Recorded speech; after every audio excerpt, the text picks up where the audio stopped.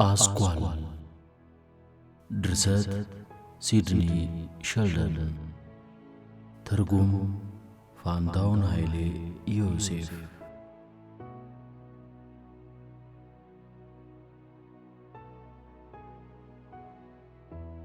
መጽሐፍ 1 ጃሚ ከ1883 እስከ 1906 ክፍል 1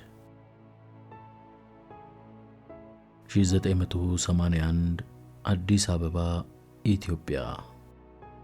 የትርጉም ሥራዬ መታሰቢያነቱ ለኢትዮጵያ ለአፍሪካና ለመላው ዓለም ስፖርት እድገት መላው ሕይወታቸውን ለሰጡትና ነሐሴ 13 ቀን 1979 ከዚህ ዓለም በሞት ለተለዩት ለታላቁ የስፖርት ሰው ለይድነቃቸው ተሰማ ይሆንልኝ ዘንድ አቅርቤዋለሁ። ማሳሰቢያ: የእንቁላል አስኳልን ለማግኘት በቅድሚያ ቅርፊቱን መስበር፣ ከዚያም ፈሳሹን ማስወገድ ተገቢ እንደሆነ ግልጽ ነው። በዚህ መጽሐፍ ውስጥ ከአንደኛ እስከ 3ኛው መጽሐፍ ድረስ ያለው ታሪክ ቀርቧል።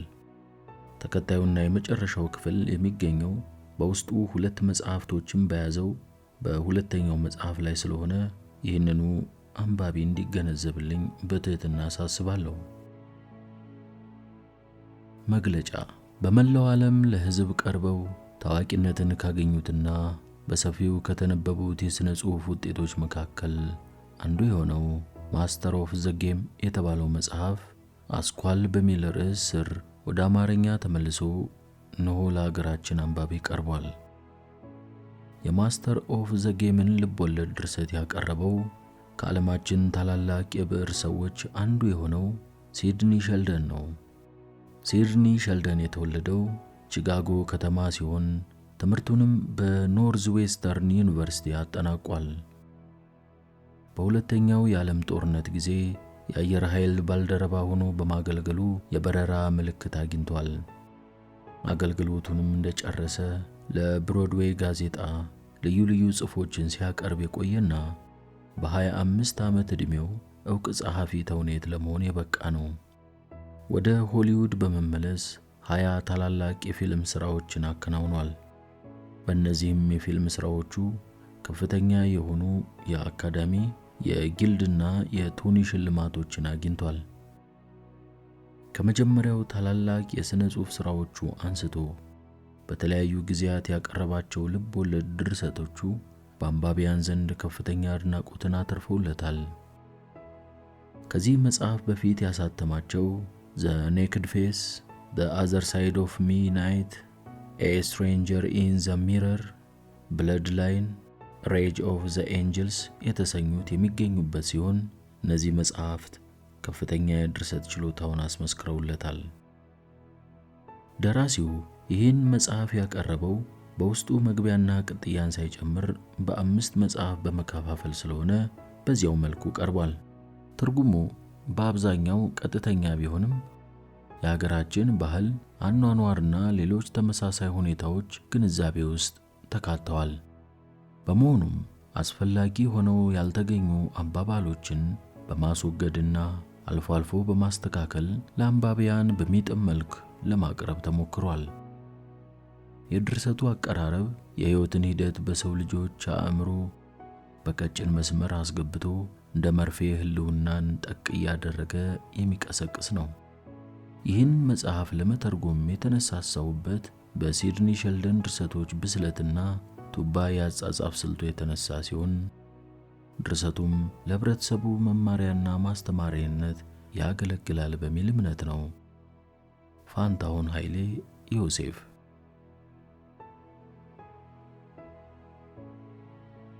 መጽሐፍ 1 ጃሚ 1883 እስከ 1906 ክፍል 1 በእግዚአብሔር ይህ በእርግጥም ኃይለኛ ዝናብ ነው አለ ጃሚ ማክ ግሪጎር። ከባድ ዝናብ በሚዘንብባቸው በስኮትላንድ ከፍተኛ ቦታዎች ያደገ ቢሆንም የአሁኑን መሰል አስፈሪ ዝናብ አይቶ አያውቅም። የከሰዓት በኋላው ሰማይ በድንገት በአሸዋ ደመናዎች ተሞልቶ ቀኑን ወደ ምሽት ለውጦት ነበር። አቧራማው ሰማይም አፍሪካውያኖቹ ዊርሊንግ ብለው በሚጠሩት ብልጭታ ይንቦገቦጋል። ኃይለኛ ነጎድጓድ ይሰማል። ያለማቋረጥ የሚወርደው ዝናብ የወታደሮችን ድንኳኖችና የቆርቆሮ ቤቶችን እያሾቀ የክሊፕ ድሪፍትን አቧራማ መንገዶች ያጨቀያቸዋል። ጆሮ የሚያደነቁረው ነጎድጓድም ልክ እንደ ጦር ሜዳ ተኩስ በተከታታይ ይሰማል። ክሊፕ ድሪፍት ከተማ ለመባል አንድ ከተማ ሊያሟላ የሚገባቸውን ሁሉ ያላሟላች ብትሆንም ወደፊት ሰርተን እንከብራለን ወይም ሀብታም እንሆናለን ብለው ከተለያዩ የዓለም ክፍሎች በሚጎርፉ ተስፈኞች የተጣበበች በመሆኗ ብዛት ያላቸው ድንኳኖችና አልፎ አልፎም ጎጆ ቤቶች ተቸምችመውባታል። ተስፈኞች ወደ ከተማዋ የሚጎርፉት ያለ ምክንያት አልነበረም። በማኅፀኗ ውስጥ ሸሽጋ የያዘቻቸውን የሀብት ምስጢር በዝና በመስማታቸው ችሮታዋን ለመቋደስ ነው። ይህች ክሊፕ ድሪፍት የሚል ዕንቁ ስም ያተረፈችው ከተማ የምትገኘው በደቡብ አፍሪካ ቢሆንም የከተማዋ ዝና በመላው ዓለም በመናኘቱ ከ8000 ማይልስ ወይንም ከ12800 ኪሎ ሜትር ርቀት ላይ በሚገኘው አንድ ከተማ ተወልዶ ካደገው ወጣት ጆሮ ውስጥ የዝናዋ ክብር ሊገባ ቻለ። ይህ የ18 ዓመት ለግላጋ ጉብል አቋሙ የተዋጣለት ከመሆኑም በላይ የፀጉሩ ዛላ ውበትና የትንንሽ ግራጫ የዓይን ውሃው ለየት ያለ የመስህብነት ባህሪ አልብሰውታል። ጃሚ ማክ ግሪጎር የወጣቱ የትውልድ ሀገር ስኮትላንድ ሲሆን በሀገሪቱ ደጋማ አካባቢ በእርሻ ሙያ ከሚተዳደሩ ቤተሰቦች የተገኘ ነው። የጃሚ ቤተሰቦች በግብርና ሥራ የሚተዳደሩ ቢሆኑም የራሳቸው የሚሉት መሬት ስለሌላቸው እርሱ ወንድሙና አባቱ እንዲሁም እህቱ ሜሪና እናቱ ማልደው ተነስተው ፀሐይ እስክትጠልቅ ድረስ ቢያርሱና ቢደክሙም ያመረቱትን ለባለቤቱ ማካፈል ስለነበረባቸው ከዓመት ዓመት ኑሯቸው ሊሻሻል አልቻለም። ለዚህም ነው ጃሚ በዝና ወደሚያውቃት ከተማ ለመሄድ ቆርጦ የተነሳው። በክሊፕ ድሪፍት ለመኖርና ብሎም ሀብታም ለመሆን ጠንካራ ሰራተኛ ሆኖ መገኘትን ይጠይቃል። ጃሚ በግብርና ሙያ ያደገና ሰውነቱ በሥራ የተገራ ነው። ዕድሜውም 18 ዓመት በመሆኑ ጠንካራ ጉልበትና የመስራት ፍላጎት ያለው ወጣት ነው። ስለዚህ በክሊፕ ድሪፍት የመኖር ዓላማው ግቡን እንደሚመታለት አልተጠራጠረም። ጃሚ ልምዱ ስላለው ከባድ ሥራዎችን ለመስራት አይፈራም። አንድ ቀን በኢንዶበርግ የንግድ ትርኢት ሲታይ ጃሚም በዚያ የመገኘት ዕድል አጋጥሞት ስለነበር ገንዘብ ሊገዛቸው የሚችለውን ማራኪና አስደሳች ነገሮችን ተመለከተ። የሰው ልጅ ሕይወቱን በተስተካከለ ሁኔታና በደስታ ለመምራት እንዲረዳው ገንዘብ ያስፈልገዋል። ገንዘብ ካለ በችግር ጊዜ ወጣ አድርጎ ጥቅም ላይ ማዋልና ከችግር መላቀቅ ይቻላል። ጃሚ ገንዘብ የሌላቸው አያሌ ጓደኞቹና ጎረቤቶቹ በችግር ኖረው በችግር ሲሞቱ አስተውሏል። ከችግር ለመላቀቅ እቅዱን ለቤተሰብ ነግሮ ወደ አሰበበት ለመጓዝ ቆረጠ። አንድ ቀን ቅዳሜ ማታ ከቤተሰቡ ጋር ራት ከበላ በኋላ በሚቀጥለው ሳምንት ዳይመንድ ለመፈለግ ወደ ደቡብ አፍሪካ ሄዳለሁ አለ። አነጋገሩ በመጀመሪያ ፍርሃት ቀጥሎም ኩራት የተሞላበት ነበር። የቤተሰቡ 5 ጥንድ አይኖች ምን ነካው አበደ እንዴ በሚል አስተሳሰብ በሙሉ ወደ እርሱ አተኮሩ። ዳይመንድ ለመፈለግ መሄድህ ነው በማለት አባቱ ጠየቀውና አያይዞም ይህንን ካሰብክ ሞኝ መሆን አለብህ። ይህ የፈጠራና ተጨባጭነት የሌለው ወሬ ነው።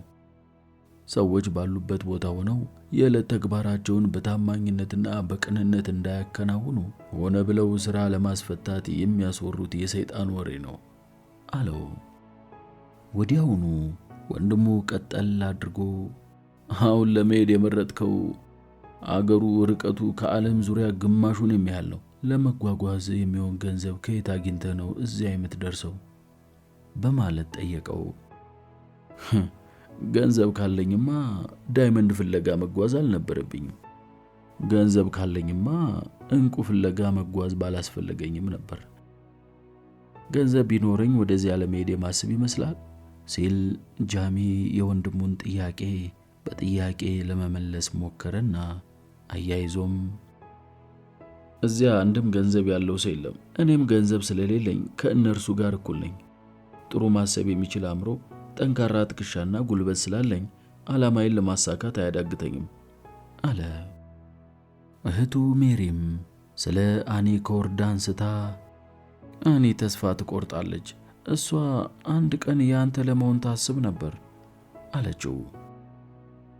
ጃሚ እህቱ ታላቁ በመሆኗ ያከብራታል። ሜሪ ዕድሜዋ 24 ዓመት ይሁን እንጂ በኑሮ ከመጎሳቆሏ የተነሳ የ40 ዓመት ዕድሜ ያላት ሴት ትመስላለች። ሜሪ ሴቶች በሕይወቷ የግሏ የሆነ አስደሳች ጥሩ ነገር ኖሯት እንደማያውቅ ጃሚ አስታወሰና የቤተሰባችንን ሕይወት እለውጣለሁ በማለት ለራሱ ቃል ገባ። እናቱ ስለ ሁኔታው አንዳችም ቃል ሳይተነፍሱ ለቤተሰቡ ምግብ በጋራ የቀረበበትን ትልቅ ሳህን አንስተው ሄዱ። እኩለ ሌሊት ሲሆን ወደ ጃሚ መኝታ በመሄድ የእናት አንጀታቸውን በቀስታ በሰውነቱ ላይ ካሳረፉ በኋላ ጭንቀታቸውን ዋጥ በማድረግ ራሳቸውን አበረታተው ልጄ ማድረግ የሚገባህን አድርግ፣ እዚያ ዳይመንድ ካለ ታገኘዋለህ በማለት ለክፉ ቀን ያስቀምጧቸውን ጥቂት ፓውንዶች ከኪሱ ከከተቱለት በኋላ ጥቂት ፓውንዶችን ኪስ ውስጥ አስቀምጬልሃለሁ፣ ለማንም ምንም እንዳትናገር፣ አምላክ ይርዳህ ጃሚ ብለውት ሄዱ።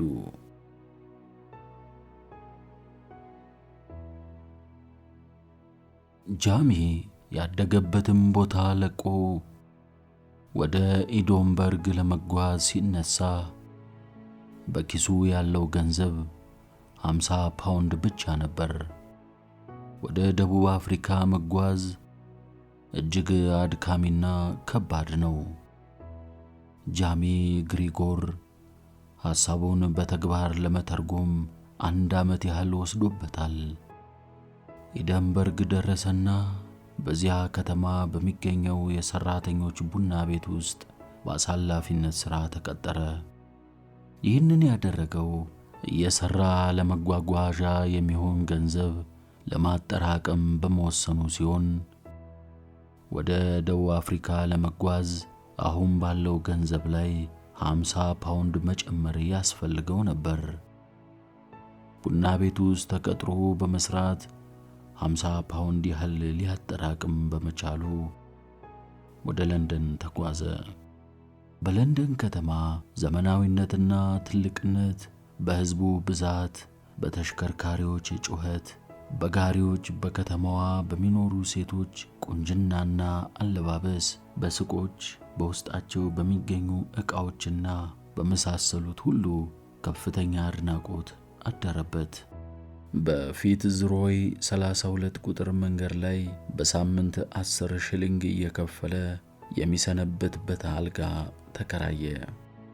በከተማዋ ፈልጎ ሊያገኝ የቻለው ርካሽ ዋጋ የሚከፈልበት መኝታ ቤት ይህ ብቻ ነው።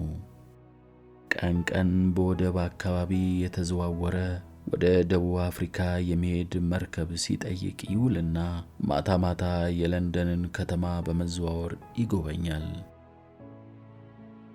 አንድ ምሽት እንደ ልማዱ ሲዘዋወር የዌልሱ ልዑል ኤድዋርድ በኩቬንት የአትክልት ስፍራ አጠገብ ከሚገኘው ቡና ቤት ቆንጆ ወጣት ሴት አቅፎ ሲገባ በጨረፍታ አስተዋለ። ይህች ወጣት ያደረገችው ሰፊና በአበባ ያጌጠ ባርኔጣ እህቱ ብታደርገው ኖሮ እንዴት ያምርባት እንደነበረ አሰበ። ጃሚ በለንደን ቆይታው አጋጣሚ ረድቶት ታላላቅ ኤግዚቢሽኖች እንዲካሄዱበት ታስቦ እንደ ኤሮፓውያን አቆጣጠር በ1851 በተሰራው ክራይስታል ፓላስ ተብሎ በሚጠራው አዳራሽ ውስጥ በተካሄደው የሙዚቃ ኮንሰርት ላይ ለመገኘት ከመቻሉም በቀር በእንግሊዝ የሕዝብ መኖሪያ ሕንፃ የመጀመሪያው የኤሌክትሪክ መብራት የገባበትን አካባቢ ማለትም ዱ 66 ላኔንን ጎበኘ። በዚያን ወቅት ብዛት ያላቸው አውራ ጎዳናዎች የኤሌክትሪክ ብርሃን አግኝተው ነበር። በዚህ ጊዜ ነበር ጃሚ አንድ ሰው አንድ ከተማ ሆኖ ሌላ ከተማ ከሚኖር ሰው ጋር የቴክኖሎጂ እድገት ባፈራው በቴሌፎን መነጋገር መቻሉን ለመጀመሪያ ጊዜ ያወቀው። በክረምቱ ወራት እንግሊዝ ውስጥ የኢኮኖሚ ድቀት ይታይ ስለነበር የለንደን አውራ ጎዳናዎች ሥራ በሌላቸውና በተራቡ ሰዎች ተሞልቷል። የተቃውሞ ሰልፍና የመንገድ ላይ ረብሻዎች በየቀኑ ይካሄዳሉ። ጃሚ ይህንን ካስተዋለ በኋላ እዚህ የመጣሁት ድህነትን ለማምለጥ ስለሆነ ችግር ከበዛበት ከዚህ ሀገር ቶሎ መውጣት አለብኝ በማለት ወሰነ። በውሳኔው አልዘገየም። በማግስቱ ዋልመር ካስትል በተባለችው መርከብ ወደ ደቡብ አፍሪካ ለመጓዝ ተመዘገበ። ከለንደን እስከ ደቡብ አፍሪካ በጉዞ መሃል በማዴራና በሴንት ሄሌና ለመርከብ ነዳጅነት የሚያገለግል ከሰል ለመጫን የሚቆምበትን ጊዜ ጨምሮ 3 ሳምንት ይፈጃል። በክረምት ወራት በባህር ላይ ለረጅም ቀናት መጓዝ ከባድና እጅግ አድካሚ ከመሆኑም በቀር ለመርከብ ጉዞ እንግዳ የሆነው ጃሚ መታመሙ አልቀረም።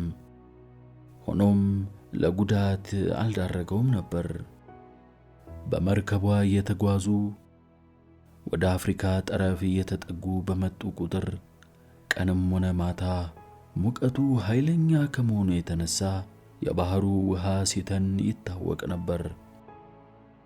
ዋልመር ካስትል ጎህ ከመቅደዱ በፊት ኬፕ ታውን ደርሶ በቴብል ቤይ ወደብ ላይ መልሕቋን ጣለች።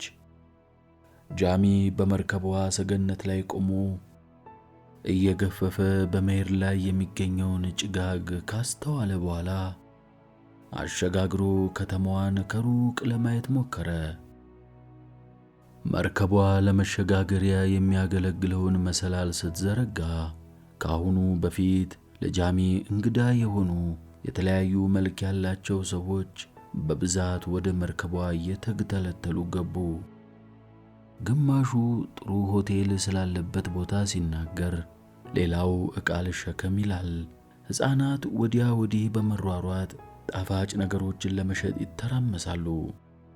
በዚያ አካባቢ የሚገኙ መንገደኞችና አገልግሎት ሰጪዎች ድምፃቸውን ከፍ በማድረግ ቢነጋገሩም ጃሚ ግን ሊሰማው የቻለው አንድም ቋንቋ አልነበረም። ዮሌኬም ቫንዴ ካፕኔ ሄት ዩሊ ማይን ፓፓዜን ዋገን ዝጌዜን ዋት ቤዱዲ ሁስቴይ ሁስቶይ ይላሉ። ጃሚ ግን ለንግግራቸው ባዕድ ነበር። ጃሚ ኬፕታውንን እስካሁን ካያቸው ከተሞች ጋር ሲያነጻጽር በምንም ልትመሳሰልለት አልቻለችም። በከተማዋ ውስጥ ጎን ለጎን የተሰሩት ቤቶች አንዱ ከአንዱ ጋር ያለው ልዩነት ከፍተኛ ነው። ከትልቅ መጋዘን ቀጥሎ ባለ 2 ወይም ባለ 3 ፎቅ ሕንፃዎች ይገኛሉ። በጡብና በድንጋይ የተሰሩ ትናንሽ የመጠጥ ግሮሰሪዎች፣ ቀጥሎም የጌጣጌጥና የሲጋራ መሸጫ መደብሮች ይታያሉ። በየአውራ ጎዳናው እንደየሥራቸው ጸባይ፣ እንደ ባህላቸውና እንደ አየሩ ሁኔታ አስፈላጊ የሆኑ ልብሶችን የለበሱና ጌጣጌጦችን ያደረጉ ሰዎች በእግር በመኪናና በጋሪ በየአቅጣጫው ይንቀሳቀሳሉ። ጃሚ ይህንን ሲያስተውል ቆየና ማረፊያ ፍለጋ ተሰማራ። በቅድሚያ ያደረገው ነገር በመርከብ ወደ ደቡብ አፍሪካ ሲጓዙ የጉዞ ባልደረቦቹ እንደጠቆሙት በአነስተኛ ዋጋ አልጋ ወደሚገኝበት ስፍራ ማምራት ነበር። የመኝታዋ ባለቤት ባላቸው የሞቱባቸውና በመካከለኛ ዕድሜ ላይ የሚገኙ አጠር ብለው የደስደስ ያላቸው ሴት ሲሆኑ ጃሚን በፈገግታ ከተቀበሉት በኋላ ዘይኪውሌ ጋውድ አሉት። በፊቱ ላይ የማፈር ሁኔታ እየተነበበበት አዝናለሁ ያሉት አልገባኝም አላቸው። በእንግሊዘኛ አሉት። አዎ ማዳም አለ በእንግሊዘኛ። እዚህ የመጣው ወርቅ ፍለጋ ወይንስ ዳይመንድ በማለት ጠየቁት። ዳይመንድ ፍለጋ ነው በማለት መለሰላቸው። ጎተት አድርገው ወደ ውስጥ በማስገባት መኝታውን ለማሳየት እየሞከሩ የሚስማማ ይመስለኛል፣ አንተን ለመሰሉ ወጣቶች ምቹ የሆኑ ነገሮች ሁሉ አሉኝ አሉት። እንደ ማፈር እያሉ እኔ ሚስ ቬንሰንተር እባላለሁ፣ ጓደኞቼ ግን ዲዲ ይሉኛል አሉትና የፊት ጥርሳቸው ላይ የተተከለውን ወርቅ ለማሳየት መሳቅ ጀመሩ። አያይዘውም ወደፊት ጥሩ ጓደኞች እንሆናለን የሚል እምነት አለኝ፣ የምትፈልገውን ሁሉ ጠይቀኝ አሉት። ይህ የእርስዎን ደግነት የሚያስመሰክር ነው ካላቸው በኋላ የከተማዋን ካርታ የት ማግኘት እንደምችል ሊነግሩኝ ይችላሉ ሲል ጠየቃቸው። በዚህ በቃኝ አላለም። በሦስተኛው ቀን ዘወትር ከእራት በኋላ ሳህን የማጠብ ተጨማሪ ሥራን ደረበ። በሥራው አጋጣሚ ከእንግዶች የተረፈውን ፍርፋሪ በመብላት የምግብ ወጪውን እየቆጠበ መኖር ቻለ። በዚህን ጊዜ ነበር ምንም ድሃ ቢሆኑ ወላጅ እናቱ አስፈላጊ በሆነ ሰዓት ቁርስ፣ ምሳና ራት ይሰጡት የነበረው ሁሉ ትዝ ያለው። ምንም እንኳን የያዘው ሥራ አድካሚ ቢሆንም የሚተነፍሰው አየር ባያስደስተውም በመኝታ ሰዓት እየተናደደ ከእንቅልፉ በመቀስቀሱ ድካሙን እንዳያወጣ ዝንቦች ቢያስቸግሩትም ከቤተሰብ ተለይቶ በማያውቀው ሀገርና ሕዝብ መሃል ሆኖ ብቸኝነት ቢያጠቃውም ጃሚ ዓላማ ያለው ወጣት ነበርና ስቃዩንና ድካሙን ከምንም አልቆጥረውም ነበር። በተቀጠረበት ሆቴል ጠንክሮ እየሰራ 200 ፓውንድ ያህል ለማጠራቀም ስለቻለ ሁኔታውን በማመቻቸት በሚቀጥለው ቀን ኬፕታውንን ለቆ ወደ እንቋ ምድር ለመጓዝ ተዘጋጀ። ወደ ክሊፕ ድሪፍት ለመጓዝ በቅድሚያ በመመዝገብና ቦታ መያዝ ያስፈልጋል።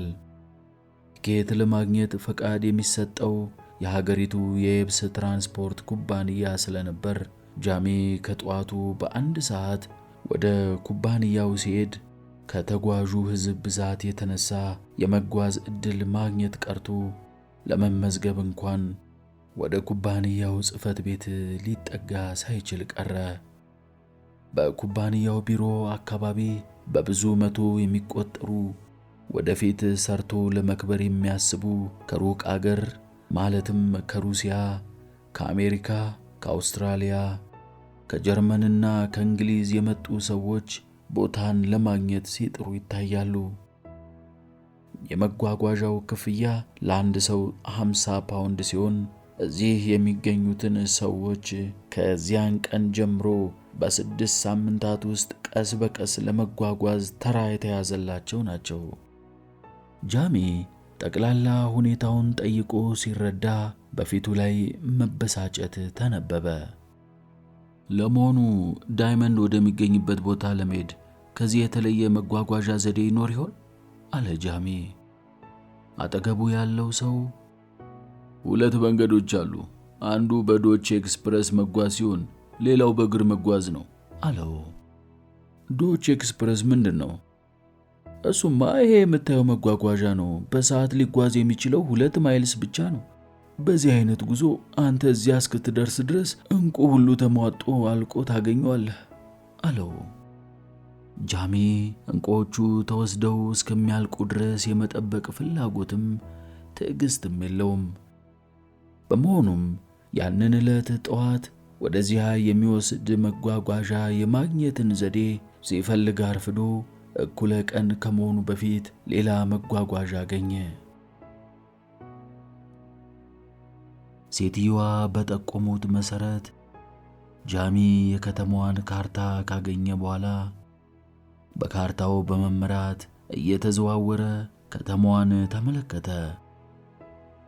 ታላላቅ የመኖሪያ ቤቶች፣ ሕንፃዎችና አውራ ጎዳናዎች እንዲሁም ሌሎችን በመመልከት ላይ እንዳለ ጥቋቁር መልክ ያላቸው በቅርጻቸውና በክብደታቸው ከሌሎች ዝንቦች እጅግ የላቁ ተናዳፊ ዝንቦች ከሌላ ሀገር መምጣቱን ያውቅና የግል ጥላቻ ያላቸው ይመስል እየነደፉ ስላስመረሩት ተመልሶ ወደ መኝታ ቤቱ መግባት ግድ ሆነበት። የተከራየው መኝታ ቤትም እንደ ሌላው ሀገር አልቤርጎ በሰላም አልጠበቀውም። መንገድ ላይ በነደፉት አደገኛ ዝንቦች ተሞልቶ አገኘው። አልጋውን ወደ አከራዩት ወደ ሚስ ቬንስተር ዘንድ በመሄድ ከመንገድ አስገድደው ወደ መኝታ ቤት ያመጡት ዝንቦች እንደሆኑም ግድግዳውን ከዚህ ስቃይ የሚገላገልበትን መንገድ እንዲፈልጉለት ጠየቃቸው። እየተርገፈገፉ ካንጀታቸው ከሳቁ በኋላ የጃሚን ጉንጭ በመቆንጠጥ በቀላሉ ትላመዳቸዋለህ፣ ይህንን ያህል አያስቸግሩም ታያለህ አሉት። የኬፕታውን ንጽህና አጠባበቅ ኋላ ቀርና ያልተሟላ ሲሆን አየሩም ተለዋዋጭ ከመሆኑም በቀር ለጤና ተስማሚ አይደለም።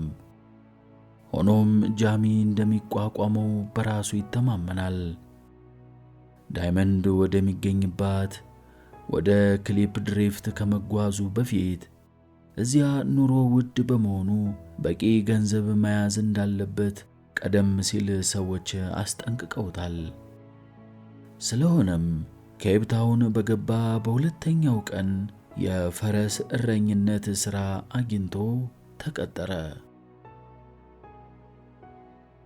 በዚህ በቃኝ አላለም። በሦስተኛው ቀን ዘወትር ከእራት በኋላ ሳህን የማጠብ ተጨማሪ ሥራን ደረበ። በሥራው አጋጣሚ ከእንግዶች የተረፈውን ፍርፋሪ በመብላት የምግብ ወጪውን እየቆጠበ መኖር ቻለ። በዚህን ጊዜ ነበር ምንም ድሃ ቢሆኑ ወላጅ እናቱ አስፈላጊ በሆነ ሰዓት ቁርስ፣ ምሳና ራት ይሰጡት የነበረው ሁሉ ትዝ ያለው። ምንም እንኳን የያዘው ሥራ አድካሚ ቢሆንም የሚተነፍሰው አየር ባያስደስተውም በመኝታ ሰዓት እየተናደደ ከእንቅልፉ በመቀስቀሱ ድካሙን እንዳያወጣ ዝንቦች ቢያስቸግሩትም ከቤተሰብ ተለይቶ በማያውቀው ሀገርና ሕዝብ መሃል ሆኖ ብቸኝነት ቢያጠቃውም ጃሚ ዓላማ ያለው ወጣት ነበርና ስቃዩንና ድካሙን ከምንም አልቆጥረውም ነበር።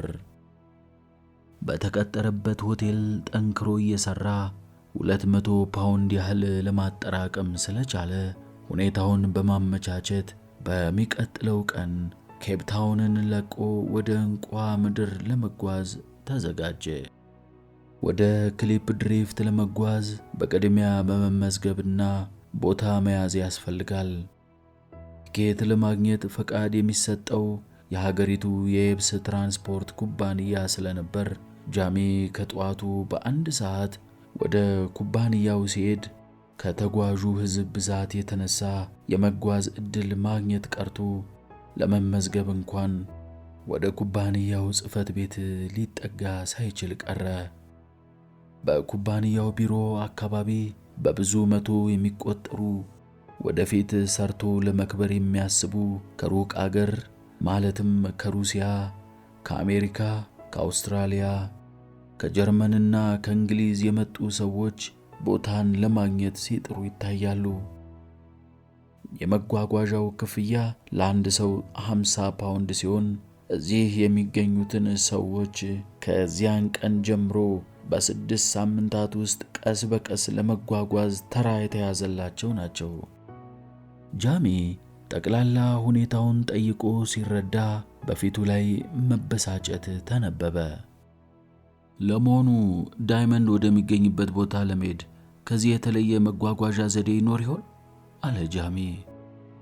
አጠገቡ ያለው ሰው 2 መንገዶች አሉ። አንዱ በዶች ኤክስፕረስ መጓዝ ሲሆን ሌላው በእግር መጓዝ ነው አለው። ዶች ኤክስፕረስ ምንድን ነው? እሱማ ይሄ የምታየው መጓጓዣ ነው። በሰዓት ሊጓዝ የሚችለው 2 ማይልስ ብቻ ነው። በዚህ አይነት ጉዞ አንተ እዚያ እስክትደርስ ድረስ እንቁ ሁሉ ተሟጦ አልቆ ታገኘዋለህ አለው። ጃሚ እንቁዎቹ ተወስደው እስከሚያልቁ ድረስ የመጠበቅ ፍላጎትም ትዕግስትም የለውም። በመሆኑም ያንን ዕለት ጠዋት ወደዚያ የሚወስድ መጓጓዣ የማግኘትን ዘዴ ሲፈልግ አርፍዶ እኩለ ቀን ከመሆኑ በፊት ሌላ መጓጓዣ አገኘ። በጎዳና ላይ በሚጓጓዝበት ጊዜ በርቀት አንድ ጽሑፍ አየ። እየተጠጋ ሲሄድ የፖስታ መከማቻ የሚል ጽሑፍ አነበበ። ወደ ቤቱ ውስጥ ገባ። የሰውነቱ ክሳት እጅግ አስፈሪ የሆነ ሰው የታሸጉ የፖስታ ከረጢቶችን በሜሪው ላይ ሲጫን ጃሚ በዝምታ አስተዋለው። ይቅርታ አድርግልኝ፣ እነኚህን ፖስታዎች ወደ ክሊፕ ድሪፍት ነው የምትወስዳቸው? በማለት ሰውየውን ጠየቀው። አዎ በማለት ሲመልስለት ወደዚያው የመጓጓዝ ዕድሉ የለመለመ መሰለው። መንገደኞችን ታጓጉዛላችሁ? ሲል አከታትሎ ጠየቀው። አዎ አንዳንድ ጊዜ አለና ጃሚን ቀና ብሎ ካስተዋለው በኋላ ዕድሜህ ስንት ነው? አለው። አስፈላጊ ያልሆነ ጥያቄ በማለት ጥቂት ካሰበ በኋላ በ18 ዓመቴ ነው አለ ጃሚ። እኛ ዕድሜው ከ21 እና ከ22 ዓመት በላይ የሆነ ሰው አናጓጉዝም። ለመሆኑ ሙሉ ጤናማ ነህ? ጃሚ አዎ በማለት መለሰ። እንግዲያውስ ከኔ ጋር ለመጓዝ አስፈላጊውን መስፈርት ሁሉ የምታሟላ ይመስለኛል። ከ1 ሰዓት በኋላ ጉዞ እንጀምራለን። የመጓጓዣ ዋጋው 20 ፓውንድ ነው አለው። ጃሚ ያጋጠመውን ዕድል ለማመን አቃተው። በጣም ጥሩ ነው። የልብስ መያዣዬን ላምጣ አለ። ሻንጣ መያዝ አይቻልም። የሚሰጥ ቦታ አንድ የጥርስ ቡርሽና አንድ ሸሚዝ ለመያዝ የሚችል ቦታ ነው። ጃሚ ጠጋ በማለት ጋሪውን ለማስተዋል ሞከረ። መጠኑ ትንሽ ከመሆኑም በቀር ለፖስታው ማከማቻ ከስር ጉድጓድ ያለው፣ ከጉድጓዱ በላይ በጣም ጠባብ ሆኖም ከጋሪ ነጂው ጋር ጀርባ ለጀርባ ተጣብቆ መቀመጥ የሚቻልበት አነስተኛ ቦታ አለ። ጉዞው አመቺ እንደማይሆን ጃሚ ቢገነዘብም እንዲሁም ጋሪ ነጂው ለተሳፋሪዎች ደህንነት ሳይሆን ለጥቅሙ በማሰብ ያደረገው መሆኑን ቢያጤንም አማራጭ ስለሌለው ሸሚዝና ቡርሹን ሊያመጣ ሄደ። ጃሚ በተመለሰ ጊዜ ሰውየው ጋሪውን ሲጭን ደረሰ። ሁለት ግዙፍ ሰዎች ጋሪው አጠገብ ቆመዋል።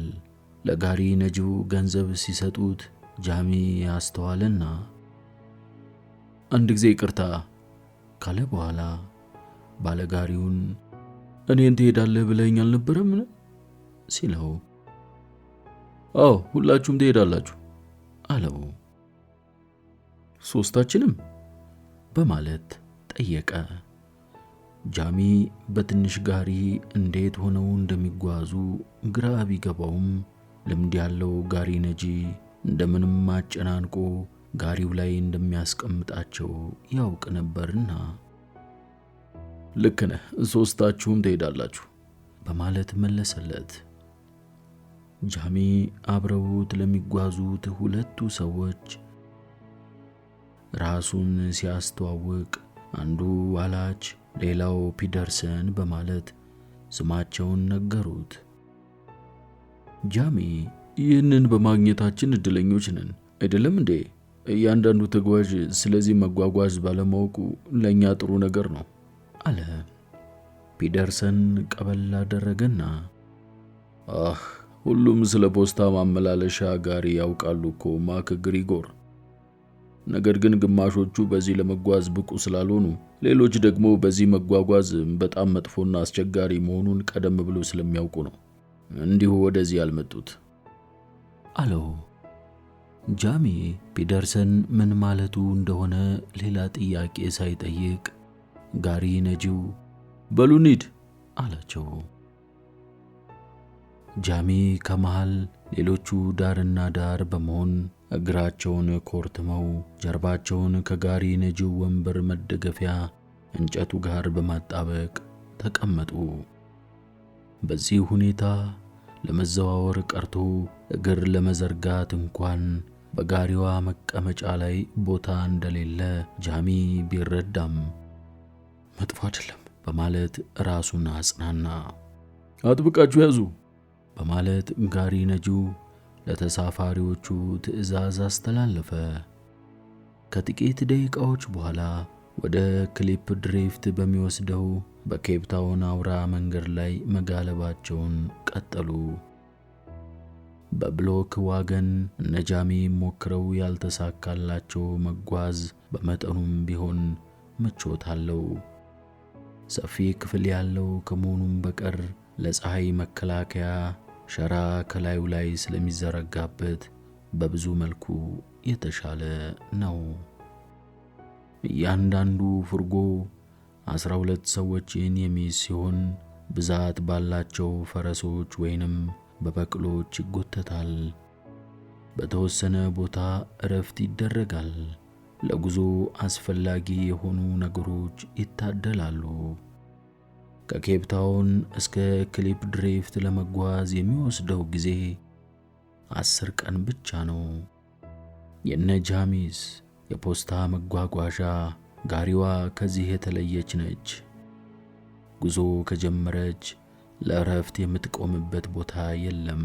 የምትቆምበት ጊዜና ቦታ ቢኖር ለአንድ ጊዜ፣ ለዚያውም ፈረሶቹንና ጋሪ ነጂዎቹን ለመቀየር ብቻ ነው።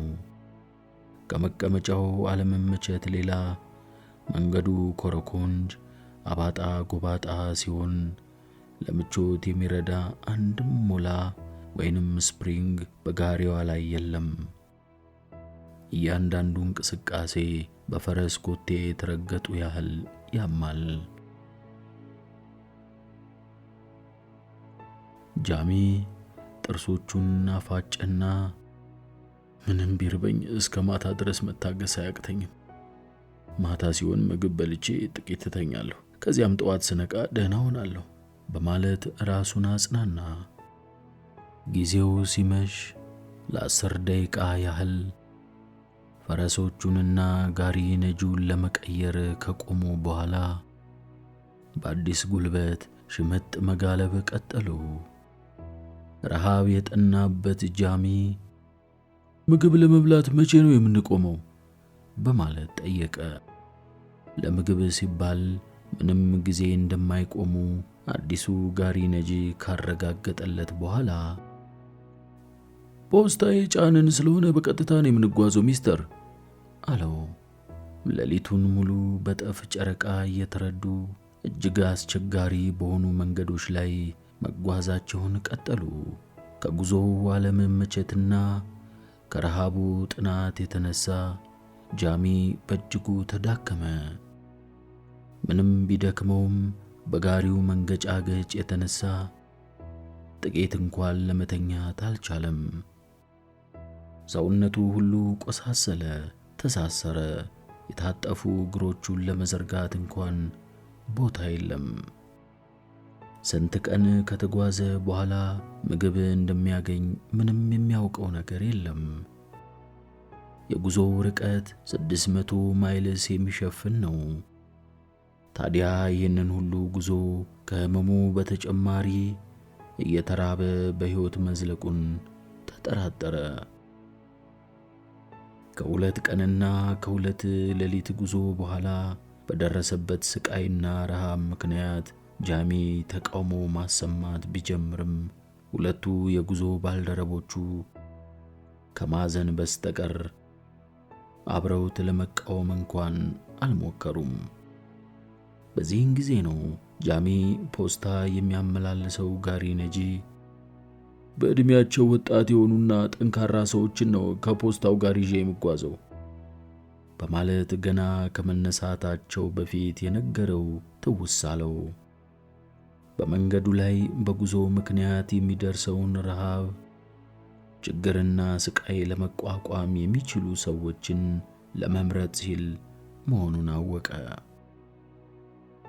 በሦስተኛው ቀን ግሬት ካሩ ማለትም የበረሃ ዛፍ ቁጥቋጦና ሳር ከበዛበት የዘላኖች የመኖሪያ ስፍራ ቢደርሱም ከረሃቡ በሰውነታቸው ላይ ከደረሰው ጉዳትና ጉስቁልና ሌላ የአየሩ ሞቃትነት፣ አቧራውና ተናዳፊ ዝንቦቹ በነጃሚ ላይ በስቃይ ላይ ስቃይን ደራረቡባቸው።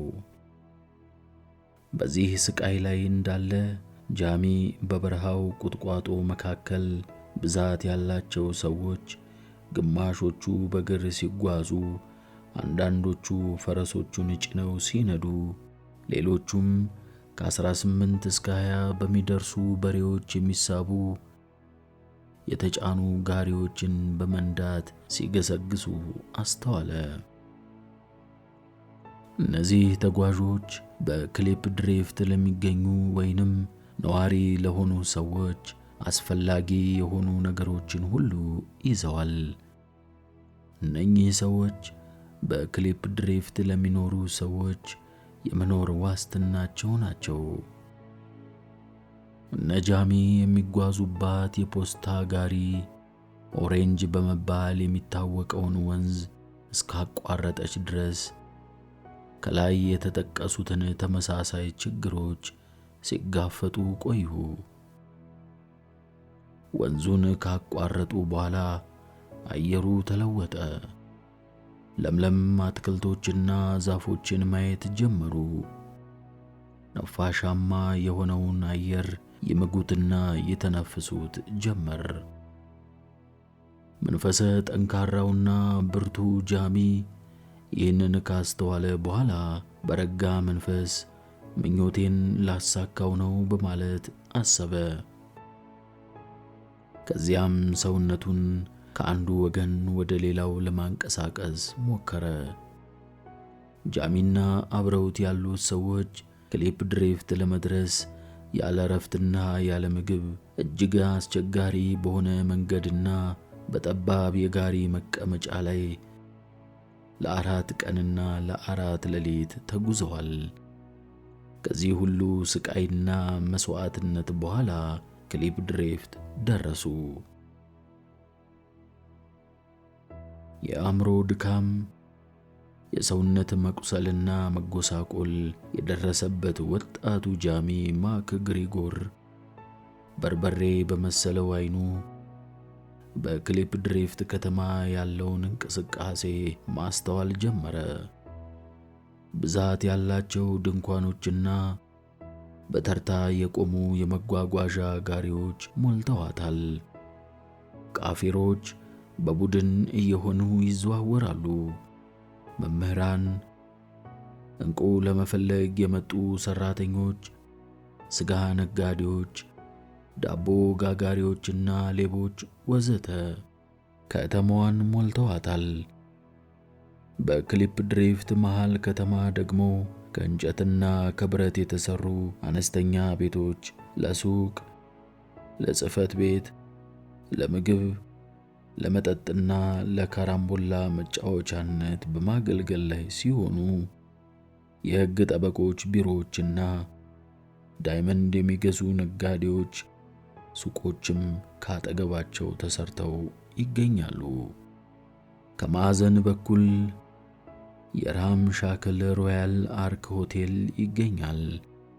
መስኮት የላቸውም እንጂ ከሆቴሉ ጋር ተያይዘው በርዝመት የተሰሩ ክፍሎች አሉት።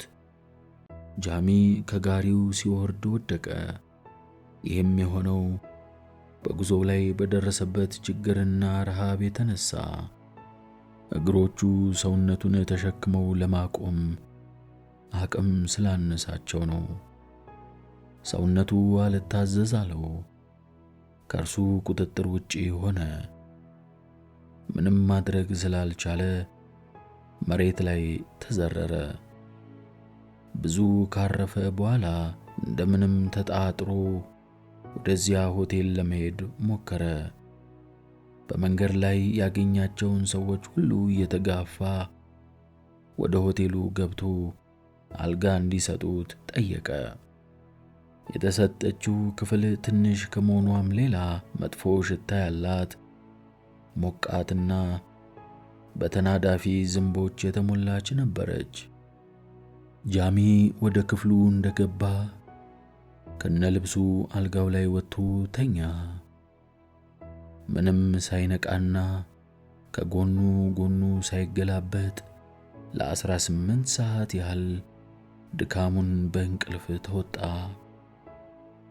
ከእንቅልፉ እንደነቃ ለመንቀሳቀስ ሲሞክር የሰውነቱ ክፍሎች መገጣጠሚያዎቹ ከመቁሰላቸውም በላይ የተዘረጉት አልታጠፍ፣ የታጠፉት አልዘረጋ ብለው ባሉበት ደርቀው ቀሩ። ይህ ሁሉ ስቃይ ቢጋረጠውም ያሰበበት ቦታ ማለትም ክሊፕ ድሪፍት በመድረሱ ብቻ ወደፊት ያለውን ተስፋ በማሰብ ተጽናና። ጃሚ በቃላት ሊገልጽ ከማይችለው በላይ እርቦታል። ምግብ ቢጠይቅ በሆቴሉ ውስጥ ምንም አይነት ምግብ እንደማይሸጥ ተነገረው። ሆኖም ጎዳናውን ካቋረጠ በኋላ አነስተኛ ምግብ ቤት እንዳለ ተጠቆመና ወደዚያው አመራ። ሆቴሏ በመጠኗ ትንሽ ትሁን እንጂ ለተመጋቢ አስፈላጊ የሆኑ ምግቦች ሁሉ ተዘጋጅተው ይቀርቡባታል። ለብዙ ቀናት ከምግብ የተለየው የጃሚ ሆድ ድምፁን ማሰማት ጀመረ። ምግቡ እንደቀረበለት መመገብ ቢጀምርም በመካከሉ መመገቡን እየተወ በአካባቢው የሚካሄደውን ሁኔታ ያዳምጥና ይከታተል ጀመር። በየመመገቢያ ጠረጴዛዎች የተቀመጡት ሰዎች ሁሉም የሚያወሩት ወደዚያች ከተማ ስለመጡበት ዋነኛ የጥቅም ዓላማ ማለትም ስለ ዳይመንድ ማግኘት ጉዳይ ነበር። አሁንም ጥቂት ዕንቁ በሆፕታውን አካባቢ አለ። ሆኖም በኒው ራሽ የበለጠ እንቁ መኖሩ ግልጽ ነው። ከጂቦርግ ይልቅ በኪምበርሊ ብዛት ያላቸው ሰዎች ይኖራሉ። በዱቶኢት ስፓን ባለፈው ሳምንት ስለተገኘው የሰው ልጅ መሸከም የማይችለው ብዛት ያለው ዳይመንድ በዚያ ይገኛል። ነገ በክርስቲያና የሰራተኞች ተቃውሞ ይደረጋል። እኔ ነገ ወደዚያ ሄዳለሁ በማለት ሰዎቹ ሲነጋገሩ ሰማ። ከነዚህ ንግግሮች ሊገነዘብ የቻለው በክሊፕ ድሪፍት በየቦታው ዳይመንድ ይገኛል ተብሎ የተነገረው እውነት መሆኑን ስለነበር ወጣት ጃሚ ደስታ ተሰማው። ምግቡን ተመገበና ሂሳቡን ከፍሎ ወጣ። ለአንድ ምግብ የከፈለው 2 ፓውንዶችንና 3 ሽሊንጎችን ነው። ገንዘቡ ለእርሱ በዛ ያለ በመሆኑ ከአቅም በላይ ከሆነ ወጪ መጠንቀቅ አለብኝ በማለት ወሰነ። ከምግብ ቤቱ እንደወጣ ጩኸት ወደ በዛበትና በሕዝብ ብዛት ወደ ተጨናነቀው አውራ መንገድ ሲገባ ማክ ግሪጎር፣ እስካሁን ድረስ ሀብታም ለመሆን እቅድ በማውጣትና በማንሰላሰል ላይ ነህ የሚል ድምፅ ከበስተኋላው ሰማ። ዘወር ሲል ፒደርሰን መሆኑን አስተዋለ። ፒደርሰን ስዊድናዊ ወጣት ሲሆን ከኬፕ ታውን እስከ ክሊፕ ድሪፍት ድረስ ከጃሚ ጋር ከተጓዙት ሰዎች አንደኛው ነው። ሃው አለ ጃሚ። ፒደርሰንም እንግዲያውስ ዳይመንድ ወደሚገኝበት ቦታ አብረን እንሂድ አለው። ወደ ቫል ወንዝ የሚወስደውን መንገድ እያመለከተው ያቀረበለትን ሐሳብ በመቀበል አብረው ወደዚያው ተጓዙ። የክሊፕ ድሪፍት ከተማ ሞቃታማ በዝቅተኛ ስፍራ ላይ የምትገኝ በተራራ የተከበበችና ወንዞች የሚገኙባት ስትሆን ቀይ አቧራ በአውሎ ነፋስ ግፊት በኃይል ወደ ሰማይ በሚነሳበት ወቅት አየር ለመተንፈስ እንኳን አስቸጋሪ ይሆናል። ከቫል ወንዝ ሩብ ማይል ርቀት ሲደርሱና ወደ ወንዙም ሲጠጉ ቅዝቃዜ ይሰማቸው ጀመር። በብዙ መቶ የሚቆጠሩ እንቁ ፈላጊዎች የወንዙን ዳር ዳር ተከትለው በመስመር በመሆን ፍለጋውን ተያይዘውታል። ዘመናዊና ኋላ ቀር የሆኑ የተለያዩ መሳሪያዎችን በመጠቀም ግማሹ ድንጋይ ይፈነቅላል፣ ሌላው ይገፋል። እንቁን ለማግኘት በተስፋ የሚጥሩ ሰዎች በሙሉ እንደ መሳሪያዎቻቸው ሁሉ የለበሱት ልብስ፣ መቀመጫቸውና ባርኔጣቸው የተለያየ ነው። ሆኖም ሁሉም ሰፋፊና ለዳይመንድ መያዣ የሚሆን ኪስ ያላቸው ቀበቶዎችን የታጠቁ ስለሆነ ለአንድ አይነት ዓላማ የተሰማሩ መሆናቸው ያስታውቃል። ጃሚና ፒደርሰን ወደ ወንዙ ዳር በመጠጋት ላይ እንዳሉ አንድ ወጣት ልጅና አንድ ሽማግሌ በጋራ ያገኙትን እንቁ ከተጣበቀበት ለማላቀቅ ሲጥሩ፣ ሌሎች ደግሞ ያገኟቸውን ነገሮች ከአፈር ለመለየት በወንፊት ላይ ያደረጉ ሲለዩ አስተዋለ። ጃሚ በተመለከተው እንደ መርካት ብሎ በዚህ ቦታ መስራትና ዳይመንድ ማግኘት ቀላል ነው በማለት ለፒደርሰን ነገረው። አይምሰልህ፣ በዚህ አካባቢ ዳይመንድ በቀላሉ አይገኝም። እኔ እዚህ የነበሩትንና በየአጋጣሚው ያገኘኋቸውን ሰዎች ጠይቄ ተረድቻለሁ። እዚህ ስንት ሰዎች እንደተሰማሩ ታውቃለህ? 20,000 ሰዎች። የዳይመንዱ መጠን ግን ትንሽ ነው። የሰዎችን ብዛት አትመልከት። ከንቱ ድካም ነው የሚደክሙት። ከአቧራው ከዝናቡና ከሙቀቱ በቀር ምንም ነገር የለም። መታጠቢያም ሆነ ለድካም ማስወገጃ ጥሩ መኝታ አታገኝም። የጤና መታወክ ካጋጠመ ሕክምና ማግኘቱ ዘበት ነው። ይህ ስፍራ በየሳምንቱ ብዛት ያላቸው ሰዎች ቫል ወንዝ ውስጥ እየገቡ የሚያልቁበት ስፍራ ነው። አንዳንዶቹ ከብስጭትና ተስፋ ከመቁረጥ የተነሳ ራሳቸውን ይሰቅላሉ የሚል ወሬም ሰምቻለሁ። ይህንን ለምን እንደሚያደርጉ ግን እኔ አይገባኝም በማለት ልቡን በጥርጣሬ ሞላው። ወደ ከተማዋ በመጓዝ ላይ ያሉ ፒደርሰን አንድ ጥሩ ሐሳብ እንዳለው ጃሚ ተገነዘበ። መንገዱን እያቆራረጡ ሲሄዱ ፒደርሰን ጃሚን ትኩር ብሎ ካየው በኋላ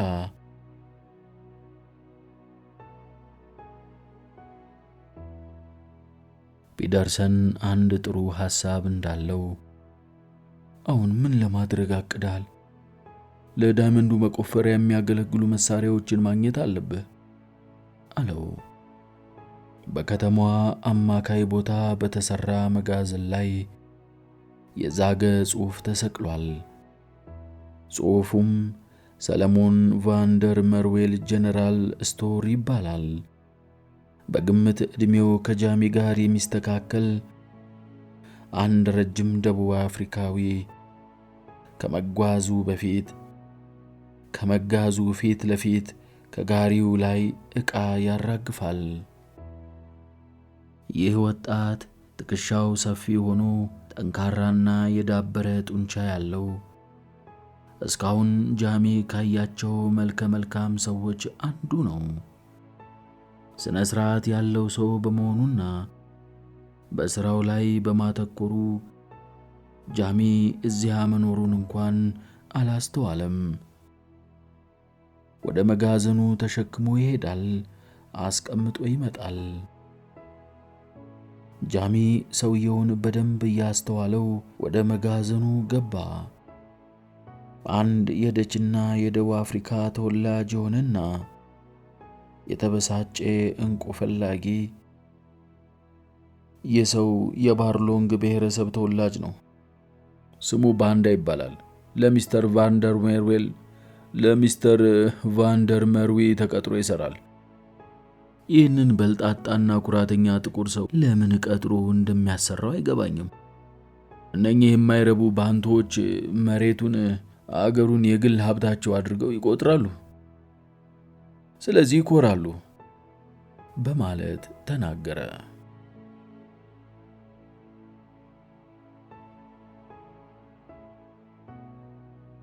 ወደ ውስጥ ሲገቡ መጋዘኑ ጨለማና ቀዝቃዛ ነው። በውስጡ ለሰው ልጅ ለሕይወቱ አስፈላጊ ከሆኑ ነገሮች መካከል አብዛኛዎቹን ይዟል። የደራ ገበያ አለ።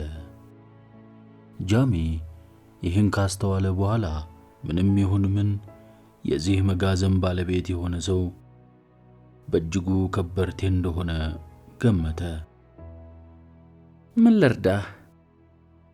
የሚል ለስላሳ ድምፅ ከበስተጀርባው ሰማ።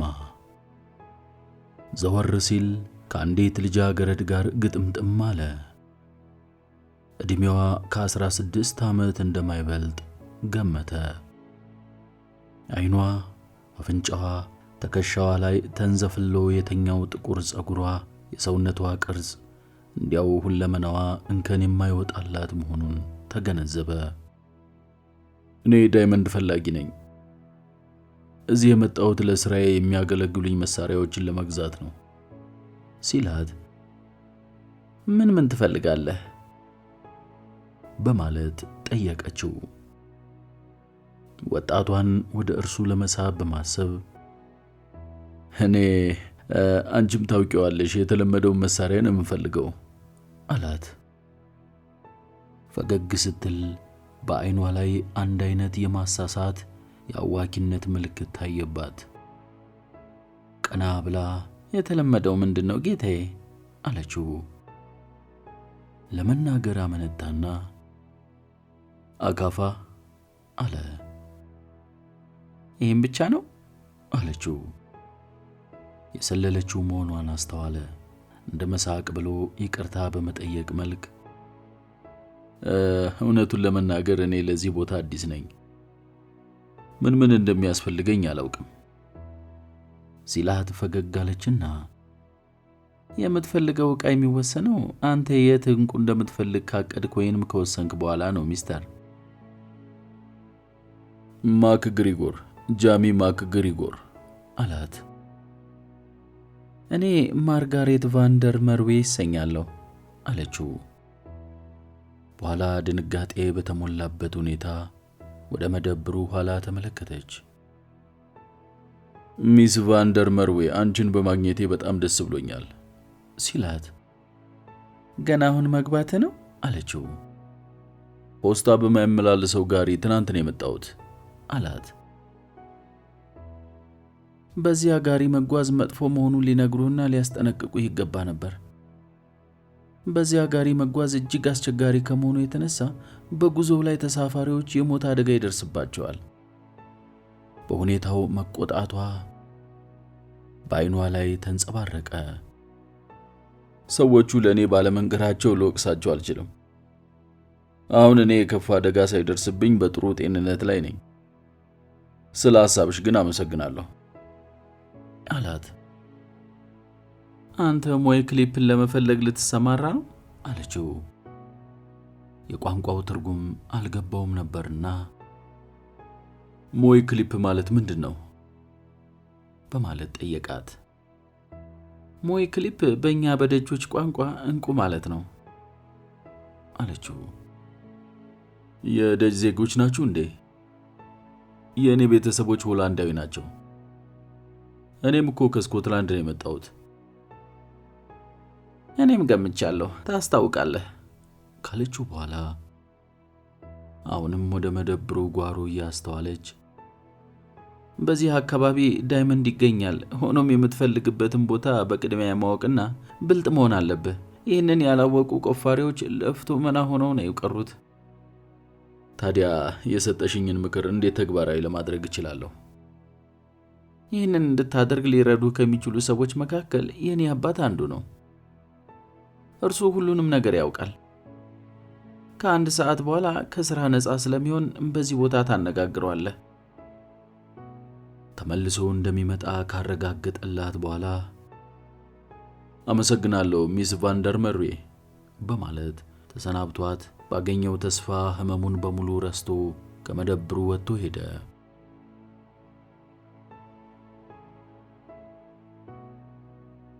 ሰለሞን ቫንደር መርዌ እንቁ የሚገኝበትን ቦታ ከጠቆመው ወይንም ከመከረው ጠንክሮ ሰርቶ እንቁ አግኝቶ ሀብታም የማይሆንበትና ሐሳቡ የማይሳካበት ምንም ሁኔታ እንደሌለና ወጣት መሆኑም ለውጤታማነቱ እንደሚረዳው ተገነዘበ። ጃሚ ዋናውን መንገድ በመያዝ ቁልቁለቱን ወርዶ የአንጥረኞችን ሱቆች፣ የካራምቡላ መጫወቻ ቤቶችንና መጠጥ ቤቶቹን ካለፈ በኋላ ከአንድ ሆቴል በራፍ ላይ ሲቆም ፊት ለፊቱ አንድ ጽሑፍ አየ። ጠጋ ብሎ ሲያነበው አርዲ ሚለር ሙቅና ቀዝቃዛ ውሃ ያለው የገላ መታጠቢያ ከጠዋቱ 12 ሰዓት እስከ ምሽቱ 12 ሰዓት ድረስ አገልግሎት ይሰጣል። በተጨማሪም በደንብ የተዘጋጀና ንጽህናው የተሟላ የመልበሻ ክፍል አለው ይላል። ጃሚ ለመጨረሻ ጊዜ ገላውን የታጠበበትን ጊዜ ለማስታወስ ሞከረ። በመርከብ ሲጓዝ በአንድ የብረት ገንዳ ላይ ሰውነቱን እንደተለቃለቀ ትዝ አለው። ይህን ያህል ጊዜ ሰውነቱ ከውሃና ከሳሙና በመለያየቱ ጠረኑ ምን እንደሚሸት ሲያስበው ዘገነነው። ከእናትና ከአባቱ ጋር በነበረበት ጊዜ በማድ ቤታቸው ውስጥ በሳፋ ላይ በመሆን በየሳምንቱ የሚታጠበው ትዝ አለው። በሚታጠብበት ወቅት እናቱ እየተጣሩ ጃሚ፣ የታችኛው የሰውነት ክፍልህን በደንብ መታጠብህን አረጋግጥ፣ እንዳትረሳዋ እያሉ የሚያስጠነቅቁት በተጨማሪ ትዝ አለው። ጃሚ ወደ መታጠቢያ ቤቱ ገባ። መታጠቢያው 2 በሮች ሲኖሩት አንዱ ለወንዶች ሌላው ለሴቶች የሚያገለግል ነው። ጃሚ ወደ ወንዶቹ መታጠቢያ በመሄድ የመታጠቢያ ቤቱ ኃላፊ የሆኑትን አዛውንት ዋጋው ስንት እንደሆነ ጠየቃቸው።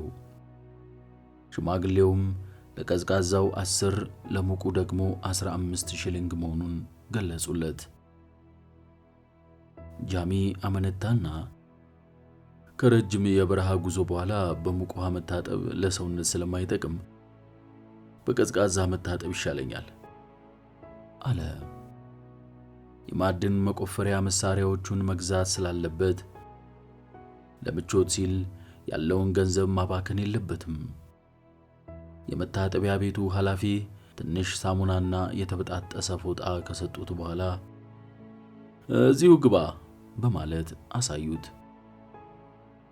ጃሚ ወደ ትንሿ ክፍል ውስጥ ገባ። በክፍሏ ውስጥ ለመታጠቢያ ከሚያገለግል ከብረት የተሰራ ሳፋና ከጥቂት ምስማሮች በስተቀር ምንም ነገር የለም። ከጥቂት ጊዜ በኋላ ሽማግሌው ሳፋውን በውሃ ሞሉትና ሁሉም ነገር ተዘጋጅቷል፣ ልብስን ምስማሮቹ ላይ ሰቅለህ መታጠብ ትችላለህ አሉት። ሰውየው እስከሚሄዱ ጠበቀና ልብሱን አውልቆ መታጠብ እንደጀመረ ከውሃው ቅዝቃዜ የተነሳ በጣም ስለበረደው ይንቀጠቀጥ ጀመር። ጥርሶቹ ሳይቀሩ ተንገጫገጩ። ሳሙና ከፀጉሩ እስከ ጥፍሩ ተቀብቶ ከተለቃለቀ በኋላ ከሳፋው ላይ ወረደ። ሰውነቱ ከመቆሸሹ የተነሳ የታጠበበት ውሃ መልኩ ወደ ጭቃነት ተለውጧል። በቀረበለት ፎጣ ሰውነቱን ካደራረቀ በኋላ ልብሱን ለመልበስ ቢሞክር የውስጥ ሱሪውና ሸሚዙ በኃይል ማደፋቸውን በማየቱ እነዚህን መልሶ ለመልበስ አስጠላውና መቀየሪያ ልብስ መግዛት እንዳለበት አሰበ። ይህም ያለው ገንዘብ ጥቂት መሆኑን እንደገና አስታወሰው። በዚህ ላይ ደግሞ በጣም ርቦታል። ያንኑ ለብሶ ከመታጠቢያ ቤቱ ወጥቶ ሕዝብ ወደ በዛበት ጎዳና በመሄድ ቁልቁል ሲወርድ ሰንዳውነር ወደሚባል ሆቴል ቤት ጎራ አለ። ቢራና ምሳዞ አስቀርቦ መመገብ ሲጀምር ባጠገቡ የሚመገቡት ሰዎች ተስፋ የሚያለመልም ዜና ሲያወሩ ሰማ። ሰዎቹም በኩልስበርግ አካባቢ 21 ካራት የሚመዝን ዕንቁ አገኘን በማለት ሲያወሩ ሰማው። ይህንን ያህል የሚመዝን ዕንቁ እዚህ ቦታ ከተገኘ ተመሳሳይ ክብደትና ብዛት ያላቸው ዕንቁዎች በዚህ አካባቢ መገኘት አለባቸው። በሄብሮን አካባቢ አዲስ የዕንቁ ቦታ ተገኝቷልና ወደዛ ለመሄድ በማሰብ ላይ ነኝ እኔ ይላሉ። በቡና ቤቱ ውስጥ ካሉት ሰዎች መካከል አንድ ሪዛም ሰው አንተ ሞኝ ሰው ነህ፣ ትላልቅ ዕንቁዎች የሚገኙበት በኦሬንጅ ወንዝ ውስጥ ነው። እኔ ሄብሮን ላይ ገንዘቤን ጨርሻለሁ፣ አሁን ገንዘብ እፈልጋለሁ በማለት ለባለቡና ቤቱ ነገረው። ባለቡና ቤቱም ገንዘብ የማይፈልግ ማን አለ? ለምንስ መሰለህ ቡና ቤት የምሰራው? በቡና ቤት ንግዴ በቂ ገንዘብ ሳገኝ ወደ ኦሬንጅ ሄጄ ስራ ላይ አውለዋለሁ ካለው በኋላ የቡና ቤቱን ወለል ባሮጌ ጨርቅ በመወልወል አጸዳ። ከዚያም ወደ ሰዎቹ ዞር አለና ምን ማድረግ እንደሚኖርባችሁ ልነግራችሁ እችላለሁ። ሚስተር ቫንደር መርዌይ ዘንድ ሄዳችሁ አነጋግሩት። እርሱ የጠቅላላ ዕቃዎች መደብር ባለቤት ከመሆኑም በላይ የዚች ከተማ ንብረት ግማሹ የእርሱ ንብረት ነው። የእርሱ ሀብታም መሆን ለእኛ ምን ይጠቅመናል ባክህ? እርሱ ከወደዳችሁ ዓላማችሁን በተግባር ለመተርጎም ይረዳችኋል። በእርግጥ ይረዳናል ብለህ ትገምታለህ? ግን ይህንን መሰል እርዳታ ለጥቂት ሰዎች ማድረጉን አውቃለሁ። እርሱ ለእናንተና ለሥራው አስፈላጊ ለሆኑ ነገሮች ገንዘብ ያወጣል። እናንተ ደግሞ በጉልበት ትሰሩና ዕንቁ ስታገኙ 50-50 ትካፈላላችሁ። ጃሚ ስለ ሁኔታው ማንሰላሰል ጀመረ። በጊዜ 121 ፓውንድ አለኝ። ይህ ገንዘብ ለመሳሪያና ለምግብ መግዣ እንደ አቅሜ ለምኖረው ኑሮ ለጥቂት ቀናትም ቢሆን ለመግደርደሪያ ይበቃኛል። ሆኖም በክሊፕ ድሪፍት የምግብ ዋጋ ውድ በመሆኑ ያበሳጫል። በቫንደር መርዌይ መደብር በ5 ፓውንድ የታሸገና 100 ፓውንድ ክብደት የሚመዝን የአውስትራሊያ ዱቄት በ1 ሽልንግ፣ 1 ፓውንድ የሚመዝን ስኳር በ5 ሽልንግ፣ 1 ጠርሙስ ቢራ በ7 ሽልንግ፣ 12 እንቁላልና ሌሎችም ቀለል ባለ ዋጋ እንደሚሸጡ አሰበ። ካለው ገንዘብ ጋር ዋጋውን ሲያመዛዝነው ብዙ ቀን ለመቆየት እንደማያስችለው ተገነዘበ። ወይ አምላክ፣ ጉድ እኮ ነው! እዚህ 3 ጊዜ ለመመገብ ለቁርስ፣ ለምሳና ለራት የሚከፈለው ገንዘብ በእኛ ሀገር ለ1 ዓመት ወጪ የሚበቃ ነው እያለ ሲያውጠነጥን ትካዜ ውስጥ ገባ። ሊረዳኝ የሚችል በተለይ ሚስተር ቫንደር መርዌን የመሰለ ከበርቴ ካጋጠመኝ በማለት አሰበና የበላውን የምግብ ዋጋ በፍጥነት ከፍሎ ወደ መደብሩ አመራ።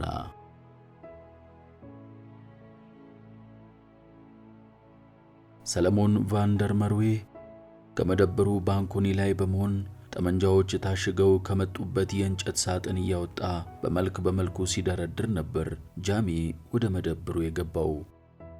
የቫንደር መርዌን መልክና የሰውነት ሁኔታ ካስተዋለ በኋላ ከልጁ ከማርጋሬት ጋር ለማመሳሰል ቢሞክር ሊመሳሰሉለት ስላልቻሉ ማርጋሬት በእናቱ የወጣች መሆኗን ገመተ። ጃሚ ይቅርታ ያድርጉልኝ ጌታዬ አለ። ቫንደር መርዌ ቀና ብሎ ተመለከተውና እሺ፣ ስሜ ጃሚ ማክ ግሪጎር ይባላል። ስኮትላንዳዊ ነኝ። እዚህ የመጣሁት ዳይመንድ ፍለጋ ነው። እሺ፣ ታዲያስ? አልፎ አልፎ እንቁ ፈላጊዎችን ይረዳሉ ሲባል ሰምቼ ነው እርስዎ ዘንድ የመጣሁት። ቫንደር መርዌ እያጉረመረመ ማን ነው ይህንን አባባል ያሰራጨው? በእርግጥ ጥቂት እንቁ ፈላጊዎችን ረድቻለሁ። ታዲያ ይህንን በማድረጌ እያንዳንዱ ሰው እኔን ሳንታ ክላውስን አድርጎ ይገምተኛል። 120 ፓውንድ አጠራቅሜያለሁ አለ ጃሚ። ለመስራት ካለው ፍላጎት የተነሳ ለመሳሪያ መግዣ ገንዘብ እንዳለውና እንደማያስቸግረው ሊገልጽለት ስላሰበ አያይዞም ያለኝ ገንዘብ ከዚሁ ብዙ ነገሮች ሊገዛልኝ እንደማይችል አውቃለሁ። የሚሳካልኝ ከሆነ መሳሪያዎቹን ይዤ ጫካ መግባትና መስራት ፈልጋለሁ። እድሌና ድካሜ የተቃና እንዲሆን ለመጓጓዣ የምትሆነኝ በቅሎና ለቁፋሮ ተግባር አስፈላጊ የሆኑ ዕቃዎች ሁሉ ቢኖሩኝም እወዳለሁ። ቫንደር መርዌ ጥቋቁር በሆኑ በትናንሽ አይኖቹ ጃሚን በደንብ ከተመለከተውና ካጠናው በኋላ ዳይመንድ ለመፈለግ እንድታስብ ያደረገህ ምንድነው በል በማለት ጠየቀው። እኔ እዚህ የመጣሁት የዓለምን ዙሪያ ግማሹን የሚሸፍን ርቀት ተጉዤ ነው። እንቁ የሚገኝበት ቦታ እያለ ሀብታም እስካልሆንኩ ድረስ በከተማ ውስጥ አልኖርም። እንቁዎቹን አሉበት ቦታ ድረስ ሄጄ አገኛቸዋለሁ። እርስዎ ከረዱኝና ከተባበሩኝ ሁለታችንም ሀብታም እንድንሆን አድርጋለሁ አለው። ቫንደር መርዌ በአባባሉ ስላኮረፈ ምንም ሳይናገር ለጃሚ ጀርባውን ሰጥቶ የጀመረውን ሥራ መስራቱን ቀጠለ። ጃሚም በተጨማሪ ምን እንደሚናገር ባለማወቁ ዝም ብሎ ቆመ።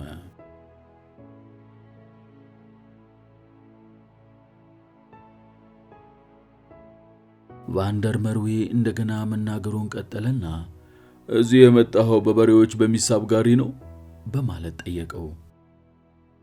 አይደለም፣ በፖስታ ማመላለሻ ነው።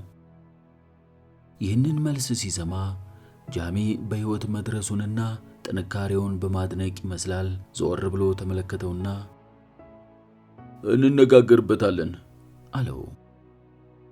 ከመጋዘኑ በስተጀርባ በሚገኘው መኖሪያ ቤቱ ውስጥ ጃሚን ራት እንዲበላና እንዲወያዩ ጋበዘው።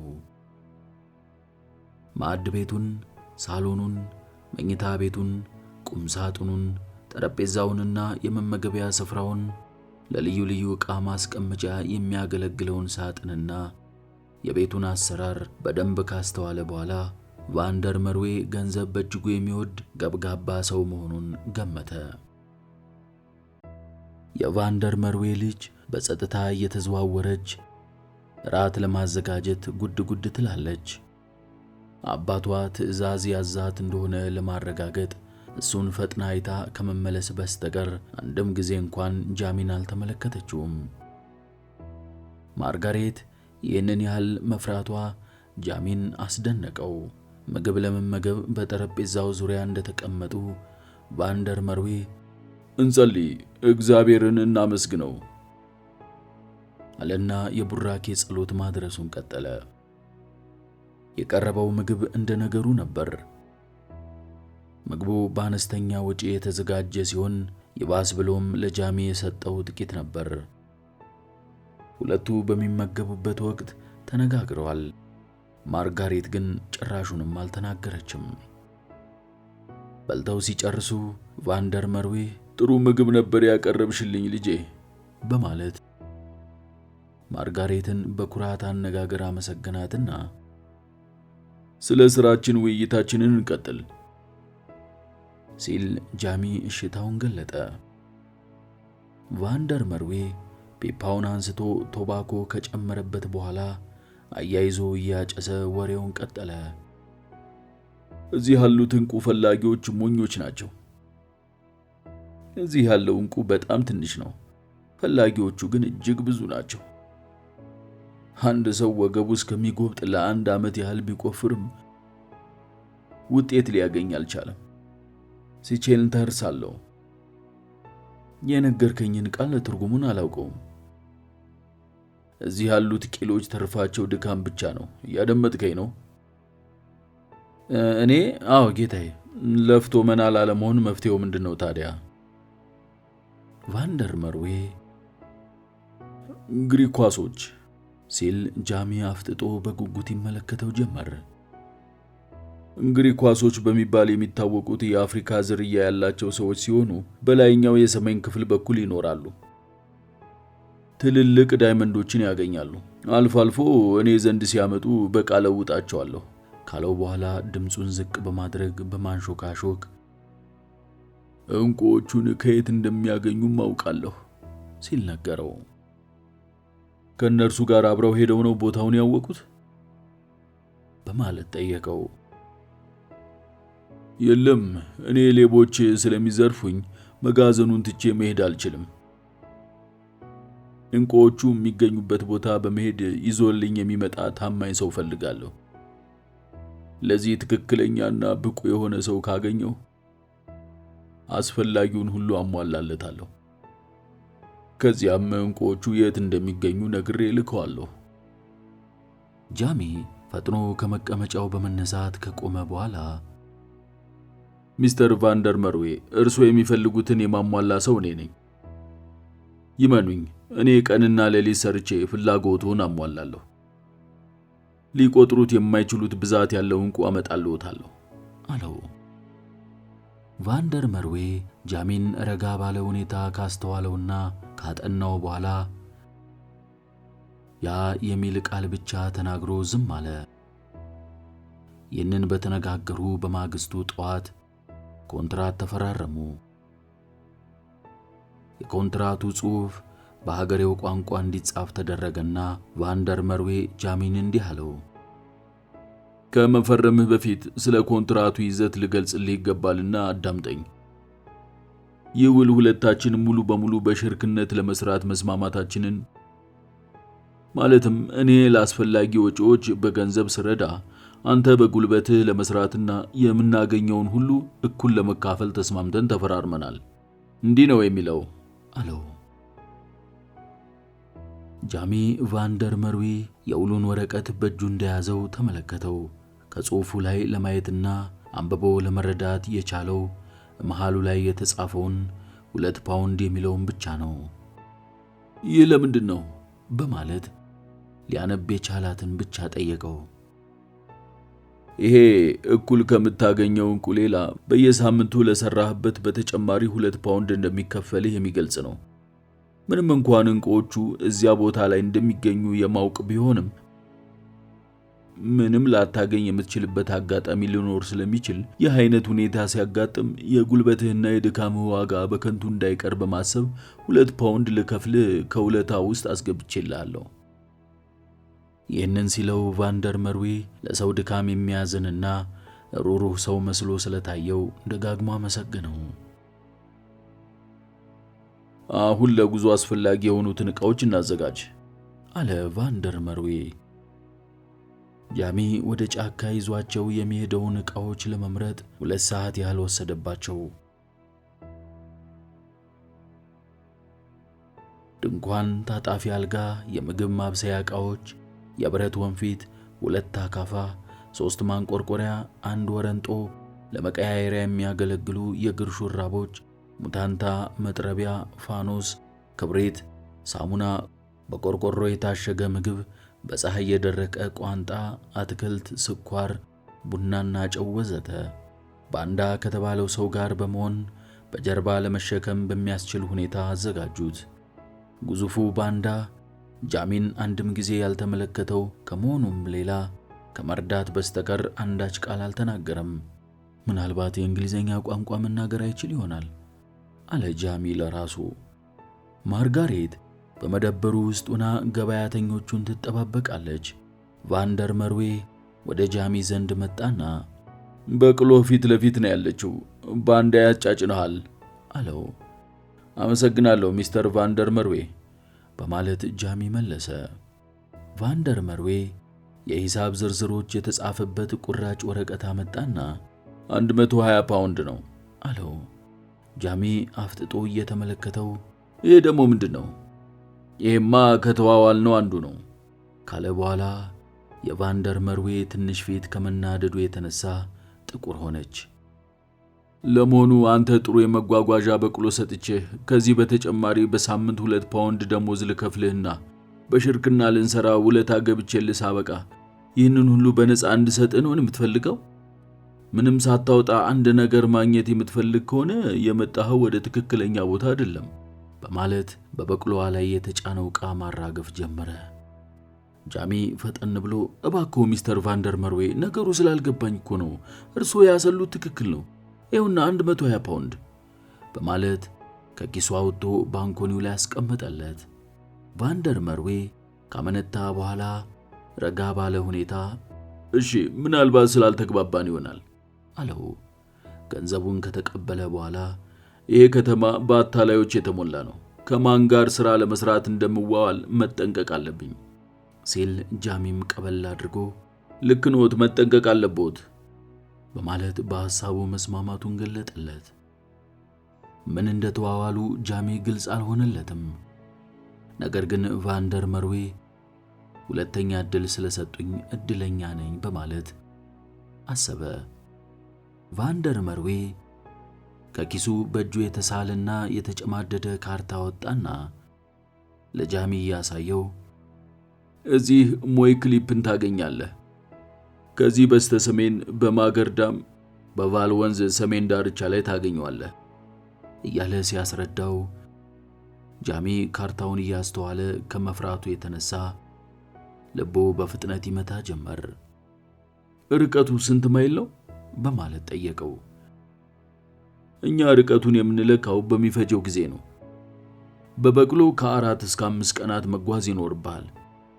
ስትመለስ ከምትጭነው እንቁ ክብደት የተነሳ ቀስ እያልክ መጓዝ ስላለብህ ተጨማሪ ቀናት ሊወስድብህ ይችላል ሲለው ጃሚ በፈገግታ ያ አለው። ባንዳ በቅሎዋን ጭኖ ጨርሶ ነበር። ጃሚ ፈገግ አለና አመሰግናለሁ ሲለው ዞር ብሎ አንድ ጊዜ ካየው በኋላ ምንም ሳይናገር ትቶት ሄደ። በፍጥነት እርካቡን ረግጦ በቅሎዋ ላይ ከወጣ በኋላ እንሂድ የኔ ጓደኛ፣ አሁን የሞይ ክሊፕ ጊዜ ነው አላት በቅሎዋን። ወደ ሰሜን በማቅናት ከበቅሎዋ ጋር ጉዟቸውን ጀመሩ። ተጉዘው ቀኑ ሲመሽ በቅሎዋን አራገፈና ድንኳኑን ተከለ። ውሃ ጠጣት፣ የምትመገበውም አቀረበላት። ለራሱም ቡና ፈላና ከያዘው የሚፈልገውን ተመገበ። ሌሊቱ እንግዳና አስፈሪ በሆኑ ድምጾች ተሞልቷል። የተለያዩ አራዊቶች ውሃ ለመጠጣት ሲጓዙ ይሰማሉ። ጃሚ ያለምንም መከላከያ ጫካ ውስጥ የተከለለው ድንኳን ከዓለም አደገኛ በሆነ በአውሬዎች የተከበበ መሰለው። በማያውቀውና ስልጣኔ ባልፈነጠቀበት ኋላ ቀር አገር ጫካ ውስጥ በመሆኑ እያንዳንዱ ድምጽ ያስበረግገው ጀመር። በተኩላና በሌሎች አውሬዎች እንደሚበላና በመርዘኛ እባብ እንደሚነደፍ እዚያ ጫካ ውስጥ ብቻውን እያሰበ በፍርሃት መሰቃየቱን ቀጠለ። ከእናት ከአባቱ ጋር በነበረ ጊዜ ያለ ስጋት ደህንነቱ ተጠብቆ የተኛበት የነበረው አልጋው ትዝ እያለው በፍርሃቱ ላይ ትካዜ ነገሰበት። እንቅልፍ ሊያሸልበው ቢሞክርም አንበሶችና ዝሆኖች ሲበሉት፣ ረጃጅም ጢም ያላቸው ግዙፍ የሆኑ ሰዎች እንቁን ሲወስዱበት በሕልሙ እያየና ሰውነቱ እየተንዘፈዘፈ እንዳይነጋ የለም ነጋ። ጠዋት ከእንቅልፉ ነቅቶ ሲመለከት በቅሎው ሞታ አገኛት።